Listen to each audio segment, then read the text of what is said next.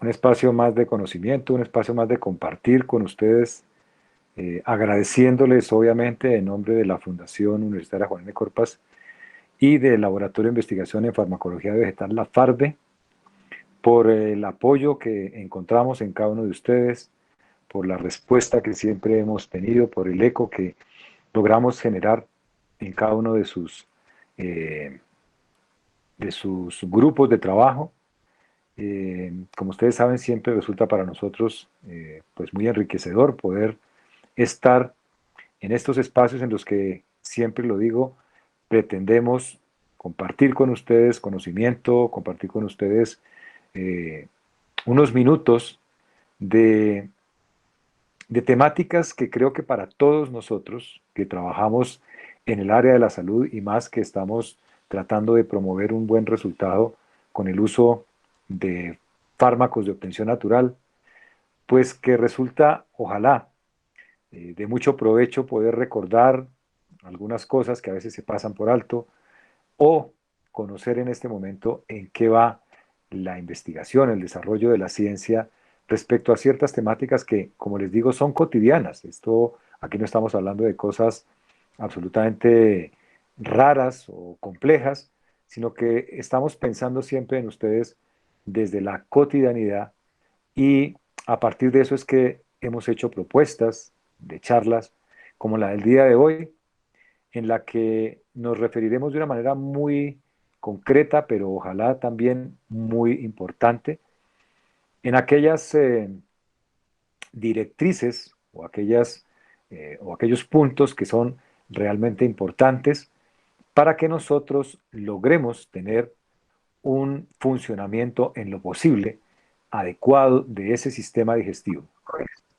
Entonces, lo que vamos a hacer en el día de hoy, como ustedes bien saben, es hacer un recorrido, una, un repaso, creo que para todos esto es como un repaso, en el que nosotros podamos ubicarnos un poco eh, en las problemáticas grandes, principales, que son las que comúnmente nos comentan, nos consultan, nos preguntan nuestros usuarios o nuestros pacientes. Entonces, sin más preámbulos, dediquémonos un poquito a conocer o a repasar un poquito de esa realidad que es la parte digestiva. Creo que es importante que todos nosotros tengamos tal vez de pronto claridad en algo y es que el sistema digestivo muchas veces nosotros lo enfocamos exclusivamente en el estómago y el intestino. De hecho, las problemáticas digestivas siempre las asociamos a problemas gástricos o a problemas intestinales. Pero el resto de lo que realmente conforma el aparato digestivo, pues a veces no lo tenemos muy en cuenta. Y sin embargo, a veces un alto porcentaje de problemas comunes se derivan de digamos, de esos lugares o de esos puntos que a veces olvidamos y que por no tenerlos en cuenta se nos pasan por alto y no hacemos un adecuado manejo de la problemática que los pacientes o nuestros clientes nos comentan. El sistema digestivo, digamos que tiene, podríamos poner como tres sectores, voy a pintarlo de esa forma, tres sectores en los que nosotros debemos enfatizar. Voy a poner un sector central, aquí en nuestra pantalla, en nuestro tablero, un sector central que está dado por lo que conocemos nosotros como estructuras del aparato digestivo que transportan el alimento y el contenido alimenticio después de haber sido procesado. Y esas estructuras empezarán, obviamente, desde la boca, ¿cierto? Y a través de la boca en todas las estructuras de ese aparato digestivo que nosotros a veces, bueno, pintémoslo de esta forma, todo lo que es intestinos, intestino grueso y al final el recto. Digamos que es como lo que en didáctica uno siempre ha aprendido en las áreas de biología o de ciencias, cuando uno le enseña que el aparato digestivo entonces empieza con la boca, la lengua, el esófago, el estómago, el intestino delgado, el intestino grueso y el recto. Esas son como las estructuras que las voy a poner en la parte central, porque de alguna manera también es en las que nosotros tendemos a centrarnos cuando queremos hablar del aparato digestivo. Sin embargo, nuestro aparato digestivo también tiene dentro de su constitución, dentro de su composición, un conjunto de glándulas, es decir, de órganos, algunos grandes, algunos pequeños, pero órganos que generan secreción o segregación de algunos compuestos que son fundamentales para la buena digestión. Y empezamos, no se me van a perder, porque voy a empezar a pintar unas cositas que vamos a definir como que esas cosas que pinto van a hacer referencia a las glándulas. Unas glándulas que están, por ejemplo, a nivel de la boca y que son las glándulas que llamamos nosotros las principales, las glándulas salivales. Esas glándulas salivales que voy a marcar como GS, perdón, glándulas salivales que se encargan de producir una sustancia como es la saliva. Hay dos glándulas principales, las parótidas, pero existen otras glándulas pequeñas que son también importantes, pero que a veces nosotros no las conocemos, como son, por ejemplo, las glándulas sublinguales, que también son muy parecidas a las parótidas, y en la boca, a nivel, digamos, de la parte interna de las mejillas, a nivel también de lo que es esa parte interna de la mucosa oral, hay muchísimas, muchísimas glándulas que lo que generan es segregación de algo parecido a la saliva. Tenemos a lo largo del, digamos, del sistema digestivo otras glándulas, otros órganos que son importantes, y uno de esos órganos es un órgano que está dentro del abdomen, y ese órgano es el hígado. Es decir, que el hígado es una estructura que está intraabdominalmente, que también forma parte en algunos momentos del proceso digestivo.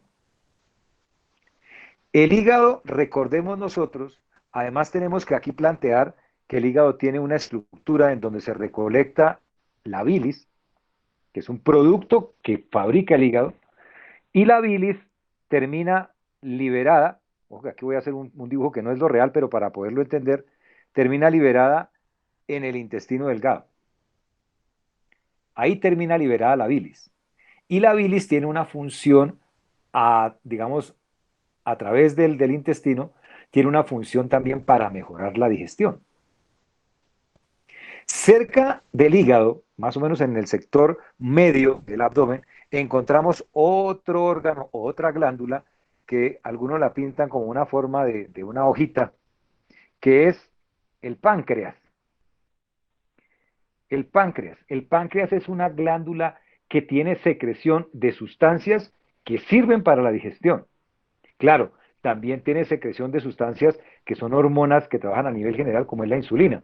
Pero para el caso de la digestión, solamente voy a hablar de algunas sustancias dentro de las cuales están las proteasas y las lipasas, que ayudan a la digestión. Y eso lo produce el páncreas. Y a lo largo de todo el intestino, de todo el tubito del intestino delgado y el intestino grueso, hay unas glándulas pequeñitas, unas glándulas pequeñas, que las voy a pintar como esta rosetica aquí con un tubito. Son unas glándulas que producen sustancias hacia el intestino y son sustancias que se encargan de ayudar a digerir el alimento y a conformar ese contenido en el que se transforma el alimento que nosotros consumimos, que al final va a producir ¿qué? Una sustancia como es el bolo fecal o la materia fecal. Entonces, tenemos un órgano que es casi que un conducto por el cual pasa el alimento, porque eso es lo que pasa por el aparato digestivo, el alimento, pero en el entorno de ese tubo que permite el recorrido del alimento hay unos órganos o unas glándulas que se encargan de producir sustancias para ayudar a la digestión. Ese es el otro sector. Y voy a dejar a la izquierda un sector que, bueno, digamos que es por lo que representa ese sector. Eh, es un sector que ustedes de pronto pueden sorprenderse porque uno dirá, pero eso qué tiene que ver con la digestión. Pero es un sector que está comandado por un órgano que nosotros hemos revisado aquí en algunas charlas y que nosotros conocemos como el sistema nervioso o el cerebro. El cerebro forma parte del proceso digestivo y el cerebro comanda a través de los nervios toda la información, toda la información para que el sistema digestivo funcione de una manera adecuada. Entonces hay como un sector que es el centro computarizado, llamémoslo así, que es la parte del sistema nervioso, una parte que es la estructura grande de la tubería, digámoslo así, por donde pasa el alimento, que tiene que funcionar también adecuadamente, y otro sector que es el sector de glándulas, que es el que se propone de alguna manera eh, generar sustancias para que el proceso de digestión se dé de una manera adecuada. En esos tres sectores, nosotros deberíamos siempre estar enfocados cuando una persona o cuando un paciente o cuando alguien nos comenta que tiene problemas digestivos. Porque entonces tendríamos que pensar cuál de estos tres sectores es el que está principalmente afectado, o son dos de los tres, o son los tres los que pueden estar afectados. Entonces démonos cuenta que, por ejemplo, cuando uno habla de una gastritis, que es una inflamación del estómago, la gastritis se enfoca específicamente en uno de los pasos de la digestión, es decir, aquí, es la inflamación de la mucosa gástrica. Esa es la gastritis. Entonces démonos cuenta que a veces todo lo volvemos gastritis, pero no sabemos la causal de la gastritis o si el problema de gastritis está solo o acompañado de otros trastornos, por ejemplo, problemas glandulares o, por ejemplo, problemas a nivel del sistema nervioso central. Ya con esta perspectiva, entonces nosotros podemos ubicarnos un poquito en la dinámica de lo que es el proceso digestivo. Porque cuando nosotros nos ubicamos en la dinámica del proceso digestivo, ya uniendo estos tres niveles, nivel nervioso, nivel, digamos, de conductos de transporte de alimento y nivel de glándulas que trabajan en ese proceso digestivo, pues entonces ya podemos hacer un proceso que sea un poco más, no sé si más lógico, cómo llamarlo, pero sí un proceso que se nos convierta a nosotros en algo un poco más dinámico. Voy a poner un ejemplo y a partir de ese ejemplo, imaginémonos todo lo que puede ocurrir. Imagínense que ustedes, vamos a suponer, en este momento, se encuentran viendo una charla y ustedes mientras están viendo la charla, a las 3 de la tarde, vamos a suponer que por cuestiones de trabajo, por cuestiones laborales, no tuvieron tiempo de almorzar. Su único alimento lo tomaron más o menos hacia las 8 de la mañana. Es decir, que para este momento casi llevan 9 horas sin haberse alimentado. 9 horas sin haberse alimentado.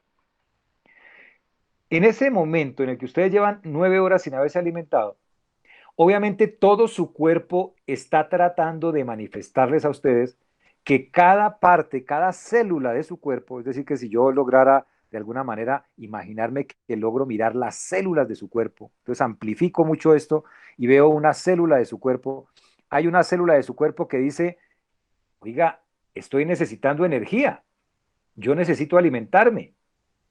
¿Y qué hacen todas las células? Todas las células de su cuerpo empiezan a enviar un informe. ¿A dónde? Lo envían al cerebro.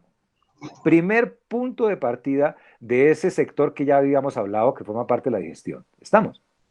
Y la envían al cerebro, ¿para qué? Para que el cerebro entienda que ustedes necesitan consumir alimento. El mensaje de las células, su cerebro lo entiende como algo que se denomina hambre.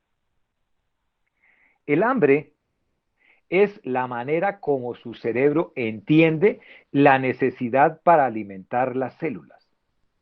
Y por eso el hambre a ustedes los obliga a buscar alimentarse. Eso es lo que pretende la sensación de hambre, que ustedes se obliguen a buscar el alimento.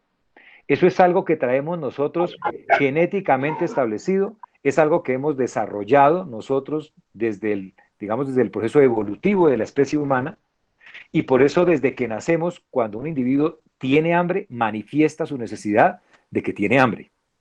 Para el caso del bebé, el bebé llora. Y cuando el bebé llora, muy seguramente puede estar diciéndonos que lo que tiene es hambre, que sus células están pidiendo alimento. Entonces, el primer momento de la digestión, dense en cuenta que es un momento de carácter cerebral. Ese es el primer momento de la digestión. Cuando ustedes perciben hambre y su cerebro empieza a activarse, a ponerse en máxima alerta, porque ustedes van a estar expectantes de recibir alimento, el cerebro entonces empieza a ser como muy, a darse cuenta, es como ya empieza como a agudizar su sentido de percepción. Y es por eso que después de 9 horas, imagínense ustedes, sin haber comido, y de pronto en este momento están sentados en su área de trabajo y les llega, vamos a suponer, de la calle les llega un olor, porque en la calle hay un señor que en una parrilla está asando una arepa y un chorizo, y les llega el olor, el olor que es un estímulo sensitivo que llega a su nariz, activa su cerebro, y su cerebro, ¿qué es lo que entiende? Uy, este señor ahora sí me va a dar de comer. Y en ese momento, como venía con hambre, en ese momento dispara una información, ¿a dónde? Acuérdense, al componente digestivo, a todo el sistema digestivo, el cerebro le envía una información. ¿Cuál es la información? La información de una manera didáctica es: prepare ese sistema digestivo porque va a recibir alimento. Y entonces en ese momento cuando dice prepárese, el sistema nervioso activa, por ejemplo, las glándulas, y las glándulas salivales producen saliva. Por eso cuando ustedes están con hambre, huelen comida, de una vez se pone la boca llena de saliva. Como le dicen a uno, se le pone la boca hecha un charco. ¿Por qué? Porque están segregando saliva. No es por el antojo, es porque su cerebro está tratando de preparar de la mejor manera al sistema digestivo. ¿Para qué? Para que cuando reciba el alimento haya la suficiente saliva, haya la suficiente segregación de sustancias para que el alimento pueda ser digerido adecuadamente. Desde el cerebro parte una señal. Los primeros en recibirla, las glándulas salivales. Los segundos en recibirla, el estómago. En el estómago también se recibe un informe. ¿Y qué dice el informe? Por favor, señor estómago, hágame un favor y prepara un recibimiento porque voy a comer, y para preparar el recibimiento tengo que tener una sustancia importante que es el ácido clorhídrico. Y entonces cuando nosotros percibimos el olor del alimento, el ácido clorhídrico se produce de una manera importante en el estómago. Qué pena, Maritza Gamba, ¿tú podrías apagarnos un momentico el micrófono? Es que estamos percibiendo el ruido del área donde te encuentras. Gracias. Eh, entonces, ¿qué es lo que sucede? Que el estómago también produce ácido clorhídrico. ¿Para qué produce? Para que cuando llegue el alimento que yo voy a comer, el estómago ya esté preparado con una gran cantidad de ácido y pueda digerir adecuadamente lo que me como. Pero además de eso, mi intestino se mueve. ¿Y por qué se mueve mi intestino? Porque el intestino empieza también a preparar su funcionamiento. ¿De qué? De movimientos intestinales para cuando llegue el alimento esté moviéndose adecuadamente y pueda transportar el alimento hasta el intestino grueso y el intestino grueso hasta el recto, etcétera, etcétera. Todo ese primer evento, des en cuenta que solamente fue un olor, pero todo ese primer evento que movió toda la maquinaria digestiva lo generó el cerebro. Por eso el primer momento de la digestión es un momento neurológico. Es un momento neurológico. Y ya viene después, ¿qué? Pues lo que yo le voy a administrar a mi cuerpo. Entonces vamos a suponer que como vi la arepita, vi el chorizo y estoy con hambre y no tengo otra oportunidad de comer, pues entonces voy al sitio y consumo lo que están vendiendo y me como la arepa y el chorizo, y la arepa y el chorizo entonces van a llegar a una boca que tiene saliva adecuada, a un estómago que tiene ácido clorhídrico adecuado y a un intestino que está funcionando de una manera pertinente. Pertinente. Des en cuenta que es el primer momento. Pero algo curioso, por ejemplo, cuando ustedes perciben el sabor del chorizo y asimilan los componentes del chorizo, uno de los primeros componentes, digamos, es la grasa. Es un alimento graso.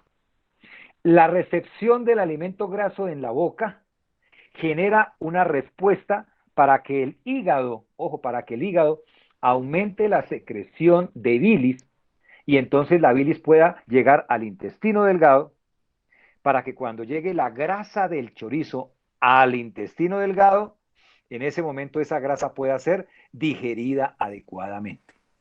Dese cuenta que todo es como un escalonamiento de eventos que van a procurar que hacer que lo que yo coma se pueda digerir adecuadamente.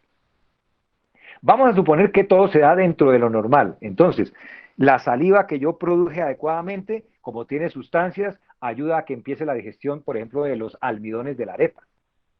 Además de eso, también hay sustancias que empiezan a trabajar sobre la proteína de la carne. Pero cuando llegan al intestino, perdón, al estómago, el ácido clorhídrico se encarga de ayudar a, digamos, a desarmar, a poder metabolizar o digerir la carne. Y entonces una segregación adecuada de ácido clorhídrico, entre otras sustancias que produce el estómago, hacen que cuando yo coma carne, entonces la carne pueda ser digerida. Después el producto que yo elaboro en el estómago, el producto de la digestión, pasa al intestino. Y en el intestino, acuérdense que aquí entonces ya se segrega ¿qué? Bilis para que la grasa que trae el chorizo pueda ser absorbida adecuadamente. Además, el páncreas produce proteasas y lipasas que también ayudan a digerir las proteínas de la carne y las grasas de la carne. Y empieza todo esto a metabolizarse y a hacer su recorrido por el intestino. Y mientras hace el recorrido por el intestino, las cosas se van absorbiendo adecuadamente. ¿Para qué? Para que una vez absorbidas adecuadamente, los alimentos ya digeridos puedan ser absorbidos y llevados a la célula, para que la célula que estaba aquí triste vuelva a estar nuevamente feliz porque recibió alimento. ¿Y qué recibió como alimento? Pues los derivados de la carne, los derivados de la arepa, que son azúcares, lípidos y proteínas. Digamos que esa es como la secuencia muy sencilla, des en cuenta, es una secuencia sencilla. Lo que mi cuerpo no necesita, lo que no logro absorber para llevar a la célula, sigue su camino derecho y entonces va a llegar al intestino grueso y luego llega al recto y se elimina como materia fecal. Y ese es un proceso que se hace cíclicamente cada vez que yo tengo la necesidad de comer, cada vez que yo observo el alimento, cada vez que percibo el alimento, todo eso se da de esa manera cíclica. Eso en teoría sería como lo convencional, lo convencional. Ahora, el problema empieza cuando nosotros generamos en la práctica, ojo, en la práctica diaria, generamos unos cambios un poco como abruptos y como innecesarios. Normalmente, nosotros generamos algo que se llama como una especie de, digámoslo porque es así, educación del sistema digestivo. El sistema digestivo tiene un proceso de educación derivado de qué? De lo que aprendemos a lo largo de la vida. Vamos a suponer que en mi casa yo desayuno a las 7 de la mañana, almuerzo a la 1 de la tarde y como a las 6 de la tarde. Esos son los horarios de las tres comidas principales que tengo yo. E imaginémonos que eso lo voy a mantener como yo viví en mi casa hasta los 15 años. Durante 15 años esa fue la rutina en mi casa. Eso también se aprende. Y eso lleva a que el cerebro tenga ya la capacidad, ojo, de tener algo aprendido y de trabajar casi que de una manera muy, muy programadita. Y entonces él sabe que más o menos hacia las 7 de la mañana va a tener que empezar a producir buen ácido, buena saliva, preparar el intestino porque viene el desayuno. Más o menos hacia la 1 de la tarde vuelve a hacer lo mismo, más o menos hacia las 6 de la tarde vuelve a hacer lo mismo. Pero cuando yo me vengo de mi casa, que era en un pueblito, en Boyacá, y me vengo para Bogotá a estudiar medicina, yo llego aquí como estudiante de medicina y lo primero, yo no tengo, o bueno, mi familia no tenía la capacidad económica para poderme dar, como dicen en mi tierra, los tres golpes. Entonces, ¿qué hacía yo? Pues yo no desayunaba, yo esperaba el almuerzo. Entonces, imagínense este organismo que ha aprendido, ojo a esto, este organismo que ha aprendido a que a las 7 de la mañana hay un proceso de alimentación, a la 1 de la tarde hay otro proceso de alimentación y a las 6 de la tarde hay otro proceso de alimentación. Esto en el cerebro tiene una información que es la que genera una respuesta para el sistema digestivo.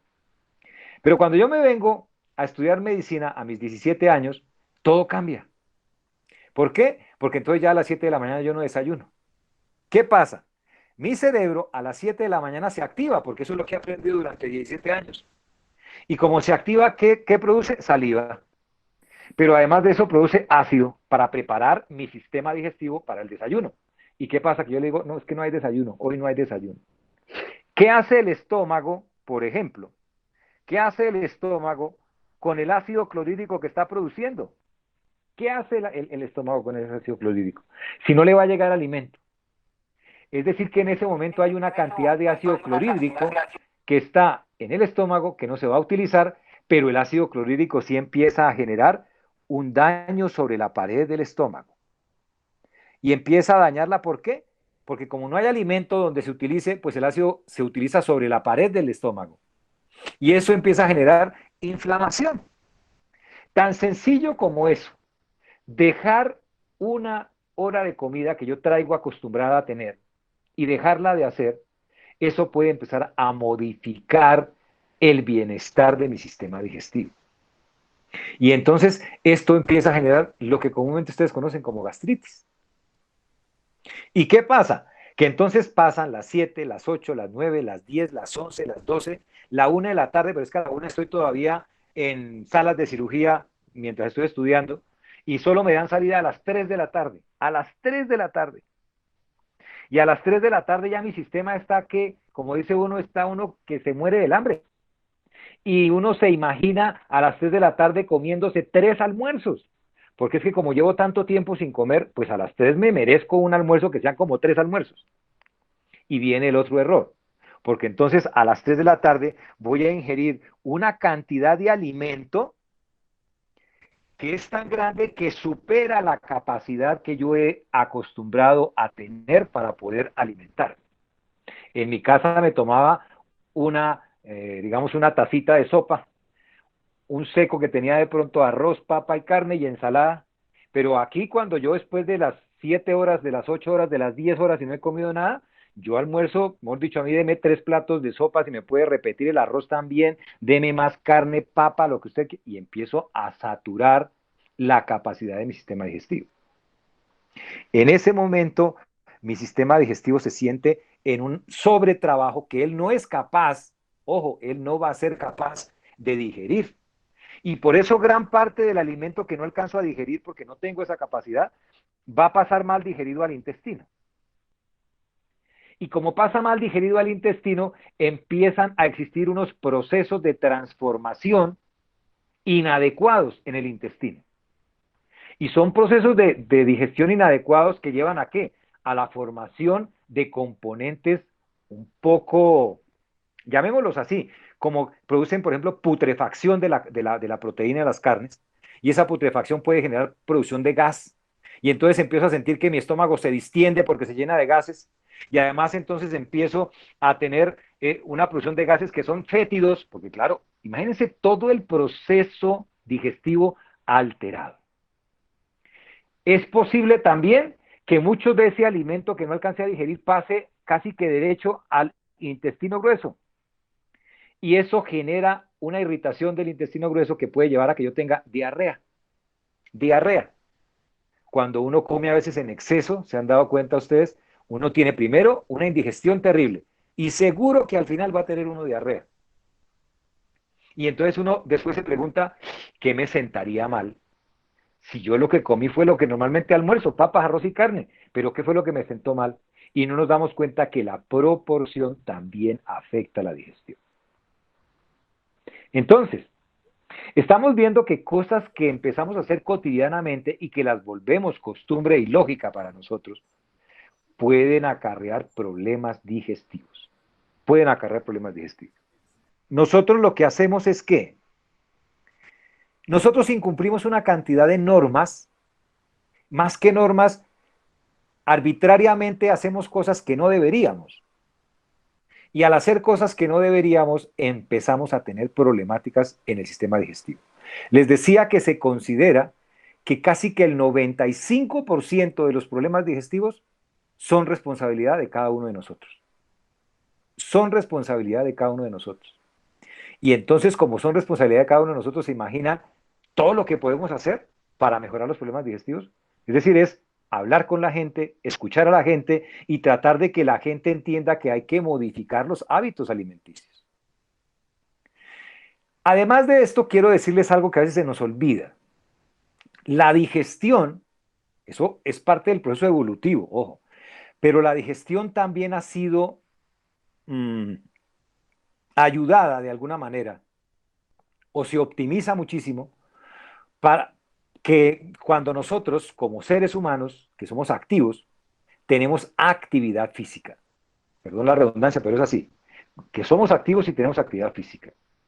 Entonces, la actividad física se ha visto ayuda a la digestión. Yo no sé si ustedes, no conozco realmente cuál es el promedio de edad de las personas que estén conectadas en este momento en la charla, pero algunos de pronto ya son abuelos, otros pueden ser padres, otros son hijos, pero yo creo que alguno de ustedes en algún momento ha notado o ha visto a algún familiar, sobre todo aquellas personas que pasan los 50 años, que tienen como costumbre de que terminan de desayunar, terminan de almorzar o terminan de comer y se dan 10 vueltas alrededor del comedor, o van y dan una vuelta por la casa, o van a la calle y dan una vueltica. Como dicen, vamos a caminar el almuerzo. Ese tipo de estrategias que sean una actividad física no excesiva, ojo, sino una actividad física pausada, detenida, simplemente como para moverse un poco después de los procesos de alimentación, son cosas que favorecen muchísimo la alimentación. Además, si ustedes, además de esa marchita, de esa caminata que tienen después del almuerzo, la comida, etcétera, también hacen actividad física, por ejemplo, dicen yo hago ejercicio físico 1 hora al día. Eso también favorece la digestión y la favorece desde toda perspectiva. Entonces estamos viendo que hay cosas que en nuestra vida actual están todas en contravía del proceso digestivo. 1, somos sedentarios. 2, comemos a deshoras. 3, comemos mal. Y 4, además de eso, le ponemos al sistema digestivo irritantes. Irritantes. Y los irritantes no consideren que son simplemente el ají y que son simplemente los condimentos, que de hecho también son irritantes cuando se consumen en exceso, pero también son irritantes, por ejemplo, el excesivo consumo de azúcar, el excesivo consumo de sal, el consumo de alcohol, el consumo de tabaco, todo ese tipo de cosas son irritantes para el sistema digestivo. Muchos pensarán, pero es que uno cuando fuma, el humo se va para los pulmones, no para el estómago, ¿cierto? Uno dice que tiene que ver una cosa con otra. Pero imagínense que la nicotina que se absorbe en la sangre, la nicotina tiene una actividad a nivel de una estructura que tenemos en el sistema digestivo. Este es el esófago, aquí viene el estómago, y aquí hay un punto importante, este puntico de aquí. Este sector es como una compuerta que permite la entrada de las cosas que llegan del esófago al estómago. Eso se llama el cardias. Y ahí tiene que haber como una compuerta que se cierre adecuadamente para que cuando yo trague el alimento pase por el esófago, llegue al estómago y no se devuelva. El cardias, por estar cerca al corazón, el cardias es como una compuertica muscular que tenemos a ese nivel entre el esófago y el estómago. Y esa compuertica muscular se encarga de que el alimento que yo trago pase del esófago al estómago, pero no se devuelva. El cardias tiene un problema si le echamos alcohol, si le echamos comida excesivamente condimentada, si le echamos cierto tipo de sabores, como por ejemplo los sabores con exceso de azúcar. La nicotina tienden a relajar el cardias. ¿Qué es relajarlo? Que no sirve como compuerta. Y entonces llega un momento en que ese punto o ese sector que debía protegerme para que no se devuelva el alimento del estómago, pues ya no puede cerrarse y lo que hace es permitir que el alimento del estómago pase al esófago. Y eso es lo que ustedes conocen como reflujo. Es el famoso reflujo. Y hoy en día, ustedes pregunten, hagan una encuesta sencilla. De 10 personas que les consulten por problemas digestivos, pregúntenles si tienen problemas de reflujo y 11 les van a decir que tienen problemas de reflujo. Y se dan cuenta de dónde vienen los problemas de reflujo. Y entonces lo que terminamos haciendo es que dar medicamentos para que el cardia se cierre nuevamente, que genere tono, que una cantidad de cosas como aquellos que llamamos procinéticos, ¿no? Y realmente la problemática depende de cada uno de nosotros. A esto, a esto que les estoy contando, empecemos entonces a asociarle otro tipo de cosas. Uno, la calidad de vida que tenemos hoy en día nosotros los seres humanos. Es posible que todos tendamos a buscar una buena calidad de vida, pero creo que en un alto porcentaje, todos los que estamos aquí escuchando y todos los que no nos están escuchando, si en este momento preguntamos, ¿usted cómo se siente en la vida? ¿Tranquilo? ¿Está feliz? ¿Está? Y de pronto alguno le dice, pues sí, tranquilo, pero es que no, los problemas no faltan, algunos se quejan de problemas económicos, algunos de problemas sentimentales, otros tienen problemas sociales, etcétera, etcétera, etcétera. Y esos problemas, ¿en dónde están presentándose principalmente?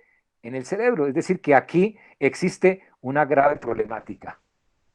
La problemática emocional, ojo, la problemática emocional afecta, entre otras cosas, y principalmente al sistema digestivo. Al sistema digestivo. ¿Por qué? Porque acuérdense que el sistema nervioso está conectado. Es el primer paso del trabajo del sistema digestivo. Y es por eso que, por ejemplo, cuando una persona se encuentra bajo estrés, puede generar en el estómago aumento, ojo, aumento de la producción de ácido clorhídrico. Con estrés yo puedo aumentar la producción de ácido clorhídrico, sin ser necesario. Si se aumenta la producción de ácido clorhídrico, se altera la digestión, se empieza a dañar la pared del estómago y genero ¿qué? Gastritis. Por eso es que le dicen a uno, esa gastritis es por estrés. Es que yo sufro de indigestión, eso es por estrés. Es que yo tengo diarrea, eso es por estrés. Es que yo tengo estreñimiento, eso es por estrés. De hecho, surgió un síndrome que todos creo que conocemos y se volvió en una época famoso, ¿no? Porque como todo es fama en la parte de la salud, y ese síndrome lo conocíamos nosotros como el famoso colon irritable o colon espástico. ¿No han escuchado ustedes colon irritable o colon espástico? El colon irritable o colon espástico es una de las manifestaciones del estrés. Es una manifestación de estrés. Y eso entonces nos lleva a pensar que deberíamos tener también una calidad de vida emocional adecuada. Adecuada. Si no logramos tener una calidad de vida adecuada, difícilmente vamos a tener una buena calidad digestiva. Pero lo complejo de todo esto es que no solamente es la digestión la que se altera, es la estructura del sistema digestivo. Porque des en cuenta que cuando hablo de gastritis es inflamación de una parte de la estructura. Si les hablo de una enterocolitis, es una inflamación de esa parte de la estructura. Y si se daña la estructura, así funcionemos adecuadamente, la estructura no sirve y va a haber una mala digestión. Entonces, por eso es que tenemos que cuidar desde toda perspectiva, uno, el funcionamiento adecuado de nuestro sistema digestivo, perdón, y lo otro, preservar muchísimo las cosas o los métodos que nos favorezcan tener un buen sistema digestivo. Y de la única manera que lo vamos a lograr ya conseguir es ¿cómo? De la única manera va a ser que nosotros pongamos a funcionar de una manera correcta y coherente todas estas estructuras que nosotros hemos conversado. En el primer punto que yo les hablaba a ustedes de que a veces se nos olvida que el sistema digestivo también está compuesto por otras estructuras, no les nombré algo que es en la boca las piezas dentales. Las muelitas, los dientes, son importantísimos en el proceso digestivo. Porque nosotros, como somos, digamos, animales que consumimos alimento para masticar, el proceso de masticación tiene que ser un proceso adecuado. La masticación no se da simplemente como por demorar un poquitico el alimento en la boca y pasarlo. No. La masticación es un proceso de una importancia mayúscula, porque gracias a la trituración que yo hago del alimento, gracias, digamos, como a ese partir adecuadamente el alimento que consumo, es que el proceso posterior, como es, por ejemplo, la digestión a nivel del estómago, la digestión a nivel del intestino delgado, se da de una manera más adecuada. Una cosa es que yo pueda morder, partir un pedacito de carne así de grande y con la masticación lo parto en pedacitos así de pequeñitos, ¿cierto? Porque cuando llega a mi estómago un pedacito así de pequeñito, ese pedazo así de pequeñito es más fácil que yo lo digiera. A que yo reciba en el estómago un pedazo de carne así de grande que casi ni me cabe, cuando yo trago entero. Entonces, el tamaño de los alimentos, como yo los consuma, es también importante para el proceso digestivo. Por eso la masticación es algo fundamental, fundamental en el proceso digestivo. Muchas veces ocurre que nosotros no tenemos unas piezas dentales adecuadas o no tenemos. Eso también puede ocurrir. Y entonces cuando nos dan a nosotros en un almuerzo un pedazo de carne, una mazorca, y entonces vamos a comer y cómo la masticamos, nos toca tragar entero. Y entonces al tragar entero, el problema digestivo de ahí en adelante empieza a tener un problema mayúsculo. Y entonces son personas que tienen mala digestión. Pero des en cuenta que no es ni siquiera porque coman en exceso, sino porque no pueden masticar. No pueden masticar. Entonces, importante también que entendamos que la masticación tiene una razón de ser. Algunos, teniendo buenas piezas dentales, no masticamos. Nos da pereza. Y más que pereza, a veces cuando comemos no prestamos atención a lo que hacemos. Eso lo voy a dejar ahorita para la parte final. Pero como no le prestamos atención a lo que hacemos, tragamos entero, literal, tragamos entero. Y por eso uno a veces en un almuerzo, que debería uno tardarse por lo menos 45 minutos a una hora, lo hacemos en 10 minutos, porque no tengo tiempo. Y si no como en estos 10 minutos, ya no como. Entonces me toca aspirar la sopa, aspirar el seco y correr. Nadie tiene un buen proceso masticatorio si lo hace tan rápidamente. Por eso se dice que un bocado que me lleve a la boca, un bocado de alimento, que no sea muy grande, otra cosa, ¿no? Porque es que a veces nos metemos media hamburguesa, eso tampoco es lo correcto, pero un bocado que quede cómodamente ubicado en la boca, debería ser masticado por lo menos, cada bocado, ojo, por lo menos durante 25 veces. Hay que hacerle 25 pasos a la masticación. Si logran hacer 30, fabuloso. Antes de tragarlo y antes de introducir otro bocado en la boca. Pero si ustedes lo analizan, ojalá, les pido que lo hagan la próxima vez que se sienten a comer algo, así sea una empanadita. Analicen y verá que ustedes se meten un pedazo de empanada a la boca, lo mastican 3 veces y antes de tragarlo se están metiendo el otro pedazo y el otro lo pasan derecho y no terminan masticando. No utilizan los 24 procesos de masticación o las 24 masticadas, no la usan ni siquiera para una empanada. Ni siquiera. Y pretendemos que nuestra digestión funcione. Ahí es cuando uno empieza a darse cuenta, increíble, a pesar de las arbitrariedades que yo cometo, yo funciono bien. Antes yo no estoy peor. El otro problema, que también se convierte en un problema digestivo y en un problema para la salud, es, yo no sé cómo plantearlo, cómo decirlo, pero bueno, es que la verdad, es tener medicamentos para los problemas digestivos. Ese es el otro problema, tener medicamentos para los problemas digestivos. ¿Por qué? Porque se vuelve un problema en el sentido de que hacemos irresponsable a la gente. Des en cuenta que si les digo que el 95% de los problemas digestivos son responsabilidad de la gente, cuando nosotros utilizamos medicamentos, volvemos aún más irresponsables ese 95%. Porque es que lo común es que a ustedes les van a llegar pacientes o clientes y les van a decir, ay, hágame un favor, deme algo que es que yo tengo unos problemas de gases terribles. No tiene alguna plantica de esas que ustedes, que son benditas. ¿Y qué hace uno? Pues uno les vende un carminativo, qué sé yo, hierbabuena, toronjil, mejorana, perejil, cualquiera de estos que son carminativos.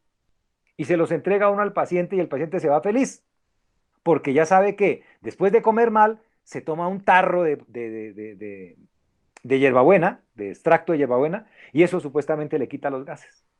Pero nunca aprendió que el problema no es consumir tarros de hierbabuena, porque triste sería que entonces si yo tengo 25 años y voy a vivir 70, los otros 45 años voy a estar tomando todos los días hierbabuena para poder tener una buena digestión. Eso no es cierto.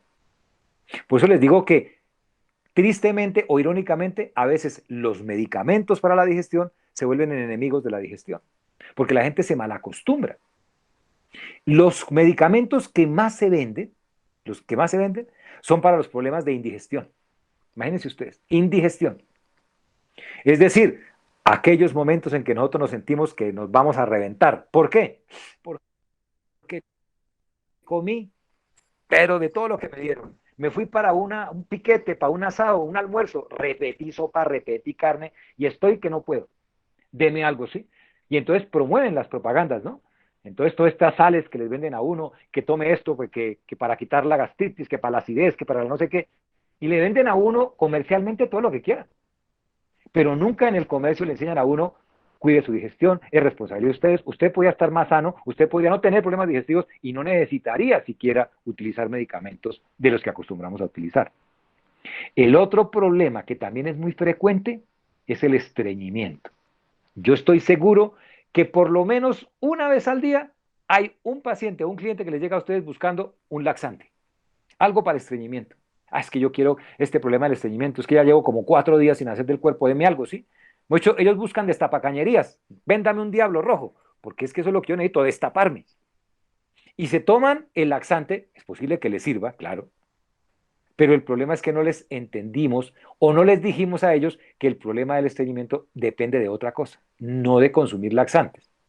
Dicho sea de paso, y lo aprovecho para enfatizarlo con ustedes, que sé que lo conocen y lo saben, pero para recordarlo, acordémonos, no debemos utilizar laxantes por más de 2 meses. No.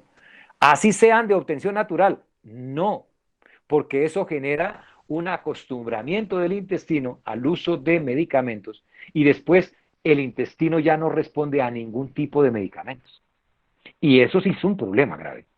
Porque cuando el intestino no responde a ningún tipo de medicamento, se vuelve un sistema que hace estreñimientos crónicos y que estreñimientos crónicos pueden generar, según se ha visto en algunos estudios, la persistencia de sustancias que deben ser eliminadas por la materia fecal y que al no ser eliminadas en el momento apropiado empiezan a generar daños en el intestino que pueden a la postre llevar a generar cáncer del intestino, cáncer de colon, por ejemplo. Imagínense todo lo que estamos llevando a generar en las personas por darles el gusto simplemente de que si tiene estreñimiento, tome este producto, si tiene problemas de gases, tomes este producto, si tiene mala digestión, tomes este producto, pero nunca les decimos la realidad. Claro, no estoy diciendo con esto que no sean de utilidad los medicamentos, por supuesto, pero a la par de que nosotros le ayudamos al paciente con un medicamento, también debemos enseñarle. Es que la salud no es sino simplemente un problema de aprendizaje, es un problema educativo. La salud se aprende, la salud se practica. No pensemos que la salud llega como por arte de magia. Es que tan de buenas que yo soy saludable. No, yo sí soy muy de buenas porque yo nunca me enfermo. No, la cuestión es que nosotros tenemos la imputabilidad, la responsabilidad de lo que es nuestra realidad. Y eso no nos saca de la parte de salud. Entonces, nosotros deberíamos tener varias estrategias, muy sencillas todas, pero que estén enfocadas principalmente en tener un enfoque particular y un enfoque muy sencillo en cosas elementales y cotidianas. Uno, si estoy hablando de la parte del sistema nervioso, ojo, del sistema nervioso, entonces yo tengo que acordarme que mi sistema nervioso es computadora que coordina todo lo que va a ser el proceso digestivo. Por eso debería mantener yo un sistema nervioso en óptimas condiciones. Una de las cosas que más afecta al sistema nervioso es el estrés, la ansiedad, lo del día a día, las preocupaciones, ese tipo de cosas, aunque son, obviamente, son presentes en la mayoría de los seres humanos, tendríamos nosotros que mirar qué estrategias montar para poder optimizar y hacernos un poco más resilientes a los embates de la vida, porque pues obviamente todos tenemos dificultades todos los días, pero ¿cómo hacemos nosotros para enfrentarlas de la mejor manera y que no se nos conviertan en un problema? Si estamos viendo que ya no somos capaces, deberíamos entonces acudir a un profesional que nos ayude. Mire hasta dónde tendríamos que ir si queremos mejorar la problemática digestiva. Esto es pensando en el ser humano como ente integrado que es. No se imaginen, yo sé que no lo hacen, pero por si alguno tiene esa tendencia, no se imaginen que el ser humano es un estómago y pare de contar. Cuando el paciente viene y me dice tengo gastritis, yo me imagino que el paciente es un solo estómago. No me imagino nada más. Ese paciente no tiene ni pareja, ni problemas de pareja, no tiene problemas económicos, no tiene hambre, no tiene. No, a mí lo que me importa es que es un estómago y hay que echarle coditas al estómago. Tenemos que empezar a entender que el ser humano es un ser integrado. Si no pensamos de esa manera, jamás vamos a resolver el problema de salud. Es que los problemas de salud no tienen una sola causa, son multicausales, cualquiera. Desde el accidente de haber comido en lugar de un pedazo de carne, me comí un pedazo de zapato. La causa no es el zapato. Hay muchas causas que llevaron a que yo me consumiera un pedazo de zapato. Asimismo, las enfermedades son multicausales y por eso en ellas se involucra todo el cuerpo. Estamos hablando del sistema digestivo y estoy diciéndoles que el sistema digestivo está conformado por el cerebro. ¿Ven? Ahí es donde uno ya puede entender, el cerebro forma parte del sistema digestivo, pero claro, una buena salud mental, emocional y obviamente neurológica va a influir positivamente en el proceso digestivo. Dos, estructuras, voy a pintar por ahora solamente el estómago y el intestino, pero ya sabemos que es boca, faringe, esófago, etcétera, etcétera. Estas estructuras, tratar de preservarlas de una manera adecuada, mantenerlas funcionando adecuadamente. ¿Y cómo lo hago? Des en cuenta, cumpliendo ciertas normas sencillas, comiendo a horas establecidas, no dejando espacios muy largos sin comer, no consumir sustancias irritantes, etcétera, etcétera. Todo lo que hemos hablado. Y vienen las otras estructuras que deberían funcionar también, glándulas salivales, el hígado, el páncreas, etcétera, etcétera, etcétera. Ojo, cuando uno se sienta a comer, debería uno entender, es a comer. Uno de los errores que todo el mundo comete es que hoy en día hemos vuelto la comida como un acto social. La hemos convertido en un acto tan social que por eso ante la contingencia de la pandemia que nos llevó al confinamiento, muchos dicen que tienen problemas emocionales. Es que yo estoy que mucho caigo en el suicidio. ¿Por qué? Porque no volví a frecuentar a mis amigos cuando íbamos a comer a tal restaurante. Imagínense, eso se volvió un problema emocional. Cuando eso no debería ser así. Créanme, no debería ser así. Cuando nosotros comemos, deberíamos sentarnos a comer. ¿Saben qué debería uno hacer? Aunque lo haga uno de forma acompañada, con la familia, con lo que sea, uno no debería conversar mientras come. Uno debería estar conversando con el alimento. Es decir, yo me siento, me sirven mi plato de sopa, tengo que mirar la sopa, mirar cómo es la textura, qué más tendrá la sopa. Entonces voy a mezclarla y encuentro que tiene papa, arveja. Tendría que yo oler la sopa. Todo eso que estoy haciendo es activando mi cerebro con los sentidos, visión, olfato, gusto, para que el cerebro le mande una información correcta a mi intestino, a mi estómago, y le diga, oiga hermano, usted se va a consumir una arveja, una zanahoria, un pedazo de papa, y eso prepara adecuadamente al intestino. La primera fase de la digestión es cerebral, y por eso yo debería ponerle mucho cuidado al inicio de alimentarme a lo que voy a comer. Debo percibir el olor, debo saborearlo. Nos han enseñado es que es mala educación oler los alimentos. ¿Y quién dijo que es mala educación?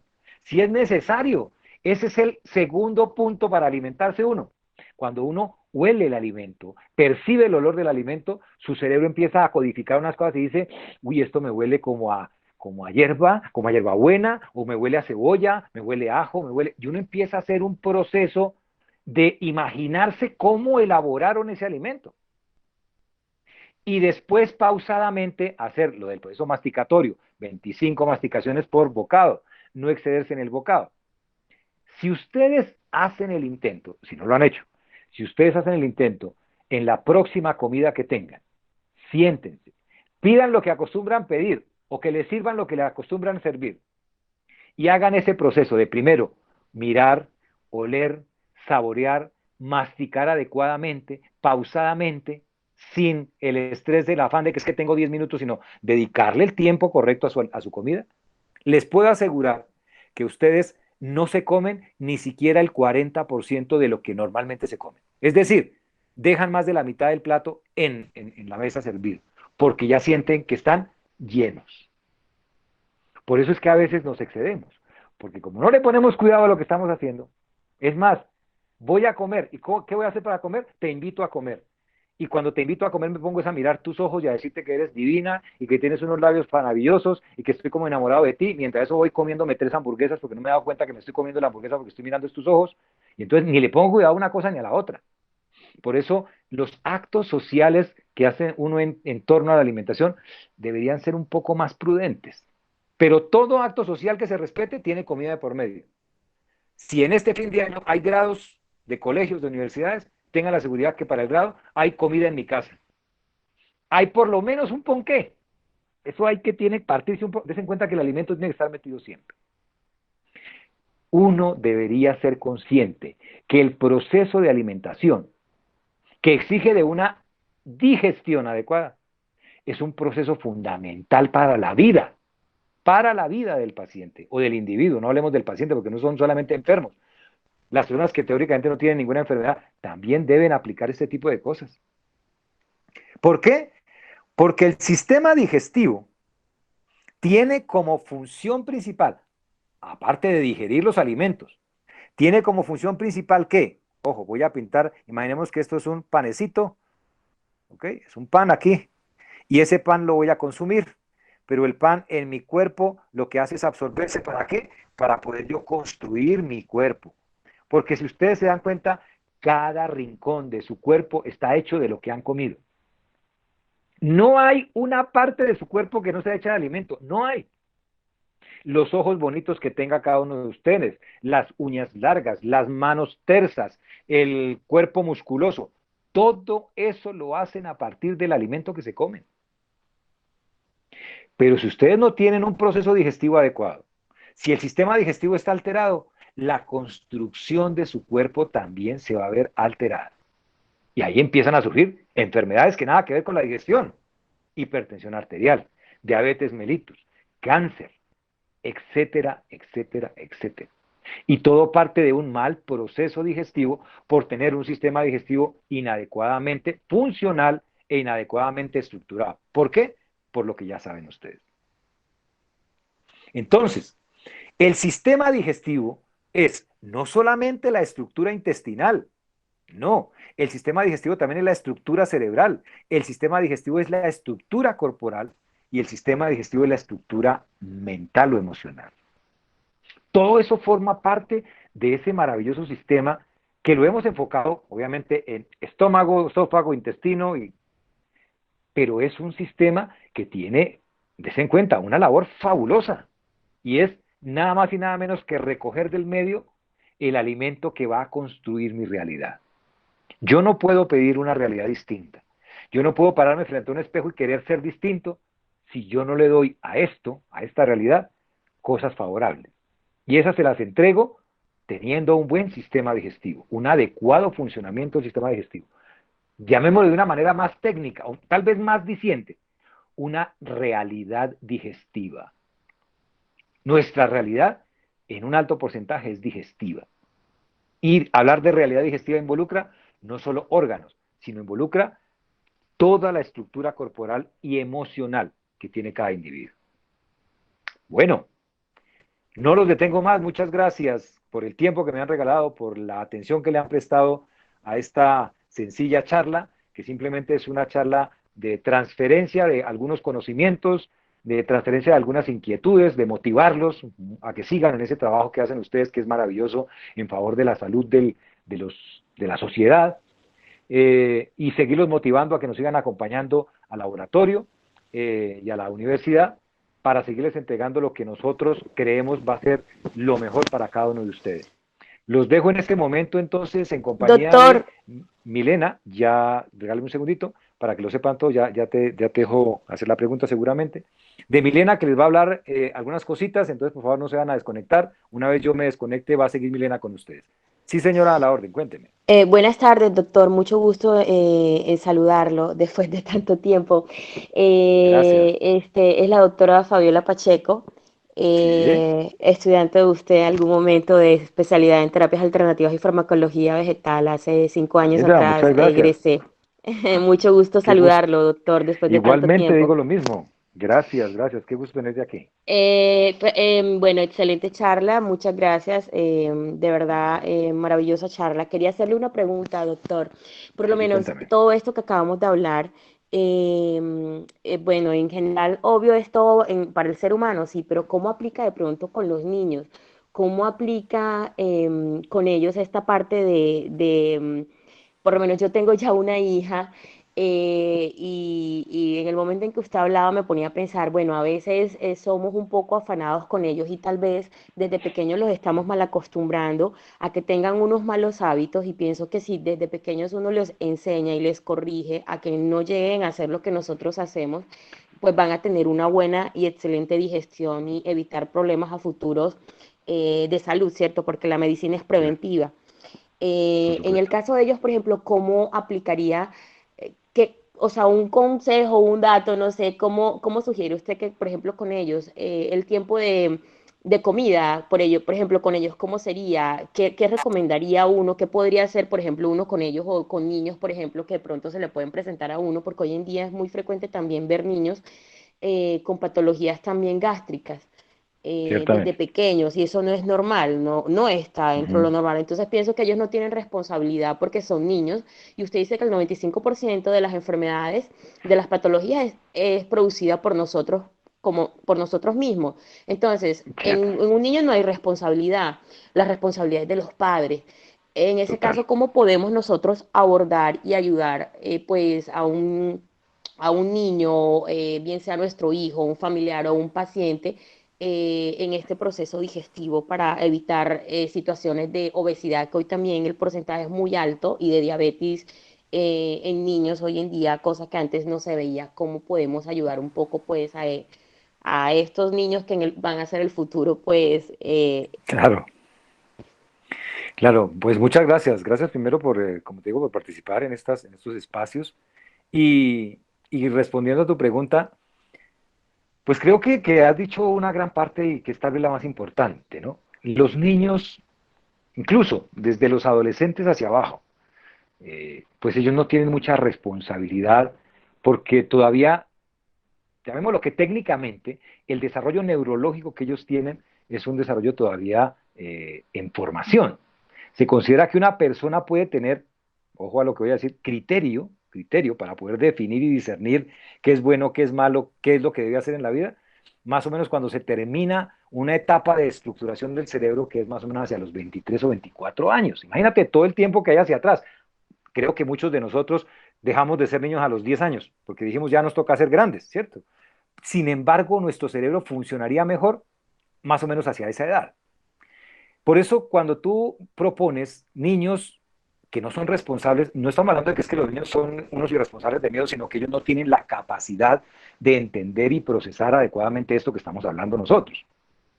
Mal haríamos nosotros en asumir que ellos nacen con el chip y ya ellos tienen que moverse solitos y mirarán a ver cómo se alimentan. Por eso les insistía que un alto porcentaje de lo que nosotros como adultos o como entorno cuidador o gestor de esos niños está promoviendo es exactamente eso, lo que les enseñamos, lo que les legamos. En los niños obviamente las dinámicas pueden ser un poco diferentes. ¿Por qué? Porque digamos que cada edad tiene sus necesidades alimenticias y nutricionales. A nosotros en general, nuestra sociedad, sobre todo la colombiana, ha tendido muy mucho a ser enseñada en esa estructura alimenticia de que son los tres golpes, desayuno, almuerzo y comida. Y de pronto el alguito en la mañana y el alguito en la tarde. Pero eso sí, tiene que estar desayuno, almuerzo y comida. Hoy en día se ha analizado muchísimo esto de los tiempos de alimentación, etcétera, pero lo que sí se sabe es que el, el individuo tiene una dinámica de acuerdo a su capacidad, a su actividad física. Y por eso en los niños, ellos son tan activos que ellos requieren de pronto unos tiempos de alimentación que son un poquito distintos al adulto. Digo, ¿en qué sentido? En que es posible que ellos tengan desayuno, almuerzo y comida, pero además por eso en ellos se les insiste en las 11 o en las medias 9 de la mañana, en las 11 de la tarde, y que sean alimentos que les ayuden a construir. Ojo, pero siempre hay que enseñarles a ellos, esto que yo les estaba hablando al final, de que el alimento es algo fundamental para lo que están haciendo en su realidad. Nosotros somos los que vamos a estar de alguna forma poniéndoles a su servicio, a su merced, les estamos poniendo el tipo de alimentos que el niño va a consumir. Por eso tenemos que propender porque sean alimentos saludables, ¿no? Que sean alimentos que ojalá disminuyan la irritabilidad en ellos.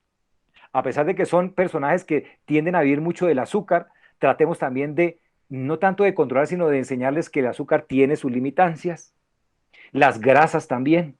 ¿Qué tipo de grasas deberían consumir? Porque es que además, como están en una etapa en la que ellos como que se dejan llevar por la corriente que les proponga, ¿no? Por eso ellos viven tan distraídos con lo que les propone el medio. Entonces en la televisión ven que la hamburguesa de no sé qué está baratísima y ellos quieren ir a comer de esa hamburguesa, pero aparece de pronto a los 10 minutos una pizza y quieren pizza, pero si aparece un pollo quieren pollo. Y en la sociedad de consumo los lleva a como a querer jalarlos de alguna forma o seducirlos hacia donde la sociedad de consumo quiere. Pero nuestra responsabilidad como gestores de familia, como padres, como tíos, qué sé yo, como entorno que está cuidando de lo que tú bien dices, va a ser la sociedad del futuro. Tendríamos nosotros entonces que educar en favor de eso. Y mira, para algunos puede ser difícil. Puede creer la gente que es difícil porque hoy en día ellos están saturados de información comercial. Sin embargo, pasa algo como esto. Voy a poner un ejemplo, no sé si será, tal vez es sencillo para ponerlo en un contexto comparativo. Todo lo que uno aprende en el hogar de una manera adecuada y viendo lo trascendental que esto es, independiente de la edad que tenga el individuo, lo va a conservar como un estilo de vida. Por ejemplo, ¿cuántos de nosotros en nuestra familia fuimos educados y enseñados a qué? A, por ejemplo, que el consumo de drogas no es lo correcto, no es beneficioso, trae problemas de salud, etcétera, etcétera, etcétera. Y eso nos ha mantenido alejados de la droga. Y es posible que cada uno de nosotros en su momento haya tenido la vivencia de tener contacto con alguien que le dijo, mire, le tengo esto, consúmalo, hermano. Usted va a estar feliz consumiendo esto. Mire que se va a quitar los problemas si consume esto. Y dijimos nosotros, no, porque es algo que llevamos arraigado. Eso algunos lo llaman valores. Póngale el nombre que quiera, pero eso se llama educación. Y por eso es tan importante lo que hacemos nosotros en educación alimenticia, en educación digestiva sobre nuestros niños. La dieta que tú quieras proponerles, que sea una dieta adecuada. El tiempo que tengan para la alimentación, que sea un tiempo adecuado. Eso debe infundirse desde el hogar. No pretendamos que cuando eso ya no se da en las primeras etapas de formación del niño, pretendamos que a los 14 o 15 años el niño empiece a aprender lo que yo quiero enseñarle, porque a veces ellos aprenden sus cosas. 14 años aprenden una cosa y que lleguen a decirles cambien su forma de vida, pues es difícil. Por eso esto tiene que hacerse desde bien pequeñitos y proponerlo como una forma de vida para obtener una buena calidad de vida. Eso tiene que estar siempre en la alimentación mental del individuo, calidad de vida. No nos digamos mentiras, nosotros tendríamos menos enfermedades si tuviéramos mejor calidad de vida. Entonces yo lo único que te podría decir es, trabajemos mucho en la educación. Tú como mamá, que sé que lo estás haciendo, eso que me estás diciendo, pues es una muestra de que te preocupa. Y eso es fundamental, que los padres, los cuidadores de estos niños, sean responsables y entiendan que aquí el trabajo nuestro es fundamental, sobre todo en esta parte alimenticia, ¿no? De hábitos alimenticios correctos. Y si no, vamos a tener una sociedad, des en cuenta que cada vez la sociedad está con más problemáticas. Hoy en día se habla de que la diabetes es una pandemia, así como, como la COVID. La diabetes es una pandemia, ¿por qué? Porque todo el mundo tiene diabetes, por malos hábitos alimenticios. 9 de cada 10 diabéticos podrían haber evitado la diabetes si hubieran tenido una buena dieta. Imagínense, 9 de cada 10 es una vergüenza. Eso ante la problemática de salud es una vergüenza. Porque entonces eso quiere decir que nosotros no estamos haciendo nada por alimentarnos correctamente o por tener unos estilos de vida adecuados. Entonces yo creo que ese sería como el comentario que haría, porque pues no un consejo, sino un comentario que haría yo en pro de qué, de mejorar los resultados de esa propuesta que les digo yo que es una realidad digestiva o nutricional que tiene el ser humano.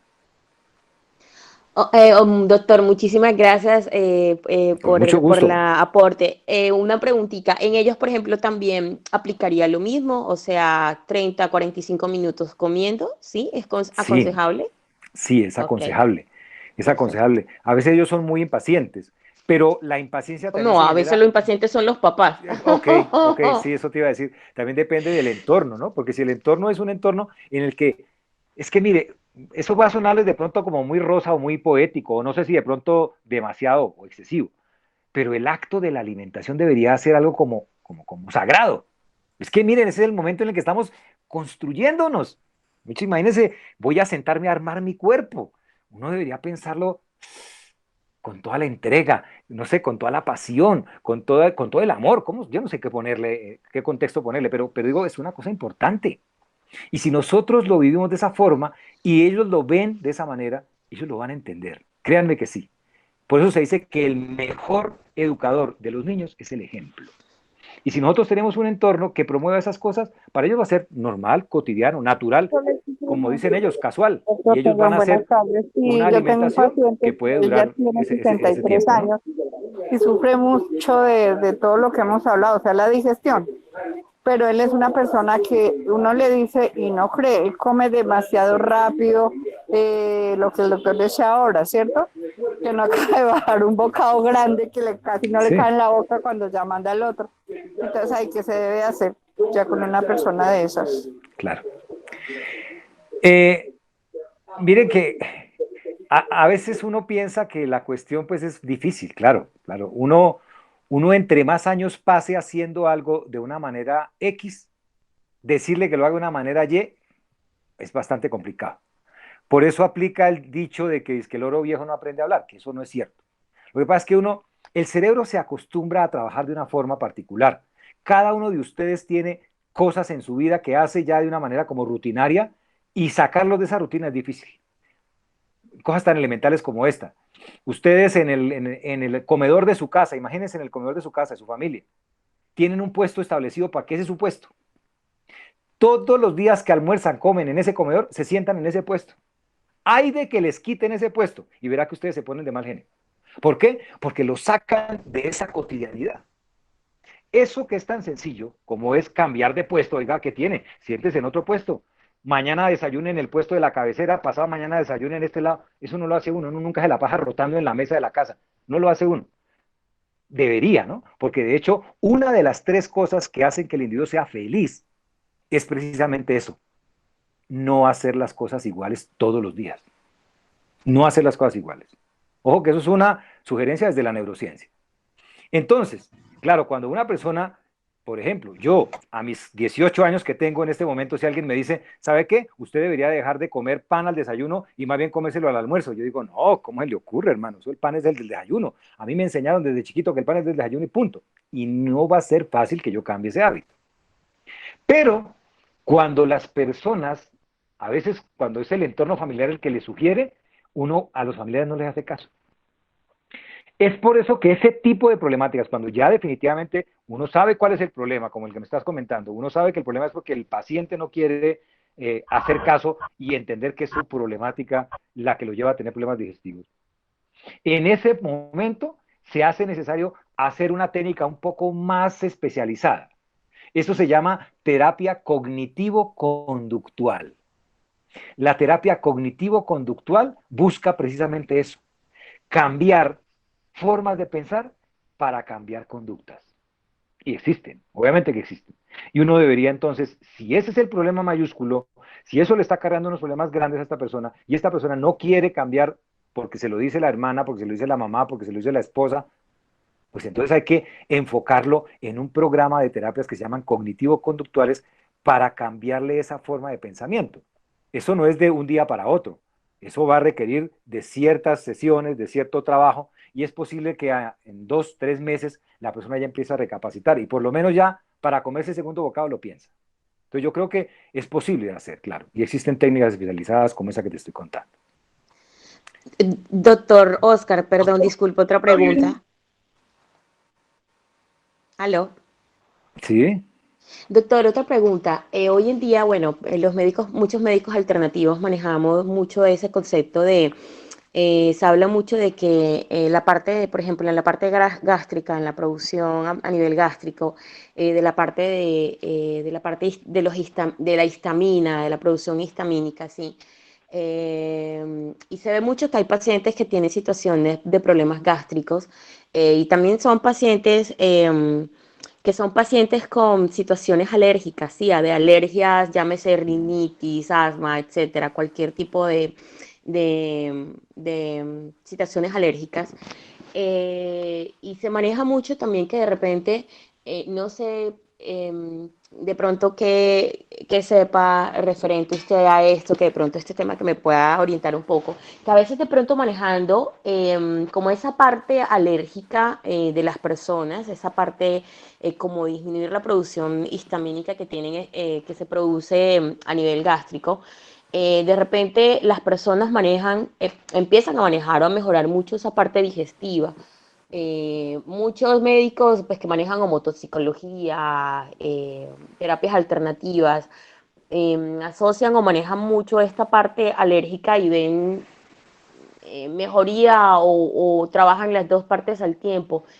Eh, ¿Qué podría usted decir referente pues a esta parte? Pues cuando hay personas de pronto que tienen situaciones de colon irritado, sobre todo es como más eso de pronto que ve uno personas con colon irritado y de pronto se hacen desintoxicaciones o se maneja esa parte alérgica y las personas ayudan, mejora. Sí. Pues eso que acabas de decir es cierto. O sea, nosotros normalmente dentro de la consulta también encontramos ese tipo de pacientes, que son pacientes que tienen una respuesta excesiva, así como es la alergia, ¿no?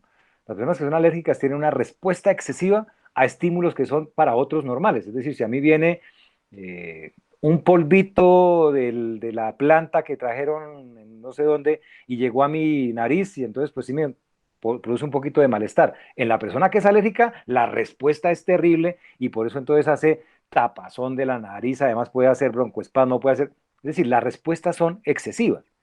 Y esa tendencia también se da a nivel digestivo. Cuando la persona, por ejemplo, puede tener una respuesta excesiva a lo que tú dices de la liberación de histamina, de hecho en su momento se utilizaban los antihistamínicos que eran tipo 1 para poder inhibir este tipo de respuestas, eh, pero a veces se encuentra que el tratamiento debe enfocarse entonces a disminuir esa como hipersensibilidad del individuo. Y esa hipersensibilidad del individuo a veces se puede mejorar uno con la misma dieta, porque a veces uno empieza a entender qué alimentos son los que generan más desestabilización del sistema. Y por eso a veces se proponen dietas. Eso que hablas tú de la desintoxicación, ese tipo de cosas también pueden ser incluyendo procedimientos como las dietas. Eh, pero se utilizan también procedimientos. Han nombrado obviamente la motoxicología. ¿Por qué? Porque para ese tipo de problemáticas, yo creo que la homeopatía es una de las ciencias llamada a trabajar muchísimo en favor de modificar esa tendencia a ser susceptible. Eso no solamente lo vemos nosotros, la homeopatía no solamente es efectiva, por ejemplo, en problemas digestivos, sino, por ejemplo, en los problemas de hiperreactividad bronquial, problemas respiratorios, en dermatitis alérgicas. O sea, en ese tipo de problemáticas que son muy de hipersensibilidad, la homeopatía ayuda mucho. Pero es importante también que la persona empiece a reconocer, sobre todo, qué tipo de sustancias o alimentos a veces son los que le generan más hipersensibilidad. Porque a veces también haciendo una modificación en los estilos de dieta que se tienen, modificando ciertos alimentos, a veces la hora de consumo también es importante, porque a veces le dicen a uno consuma a ciertas horas ciertos alimentos y a ciertas horas otros alimentos. Entonces, el tipo de respuesta, como nosotros tenemos un funcionamiento que depende de nuestra dinámica, sobre todo donde tiene que ver ya la parte endocrina, y nosotros no tenemos los mismos aportes hormonales a primera hora del día que a la última hora del día. Por eso a veces las respuestas con ciertas cosas son más a ciertas horas que a otras horas. Entonces, todo este tipo de dinámicas son importantes de tener en cuenta. Por eso insistía también en una parte de la charla que debemos observar al ser humano como algo integrado. integrado. Y ahí es cuando entra entonces en juego el reconocer que hay personas que son susceptibles y por qué la susceptibilidad y qué debemos hacer en favor de mejorar la susceptibilidad, etcétera, etcétera, etcétera. Entonces yo creo que claro, lo que tú dices es cierto, nosotros deberíamos en favor de eso también tratar de observar cuál es la causal de ese problema digestivo. Aquí yo nombré las generalidades, los que principalmente se generan, pero mira que hay muchos problemas de irritación, como esos que son producidos por problemas de histamina, que también a veces son por sensibilización. Es decir, porque yo estuve en contacto con algún alimento y después de ese alimento me sensibilizó. Pero a veces también lo hacemos es porque en ese excesivo consumir cosas o en una inadecuada alimentación podemos llevar a que el sistema mismo empiece a rechazar ese tipo de alimentos. Entonces, a veces son como lenguajes, ¿no? Uno debe entender que a veces el síntoma es simplemente un lenguaje, una forma de preguntar al cuerpo, oiga, me está pasando esto, ¿por qué será? Y la responsabilidad mía como dueño de ese síntoma es, ¿por qué será que le está pasando esto a mi cuerpo? Para poder tener una adecuada respuesta y teniendo la adecuada respuesta, pues un adecuado tratamiento. Bueno, ya Muchísimas no gracias, puedo, doctor con Oscar. mucho gusto, doctora, a usted, Muchísimas me gracias. encantó saludarla. Lo A mismo, todos doctor. ustedes, muchas Muchísimas gracias. gracias. Excelente charla. Tan linda, muchas gracias. A todos ustedes, muchas gracias por el tiempo. Como les digo, los dejo en compañía de Milena. Muy amables, nos volvemos a ver la próxima oportunidad que Doctor, a tengamos. usted 1000 y mil gracias, que Dios siempre lo bendiga.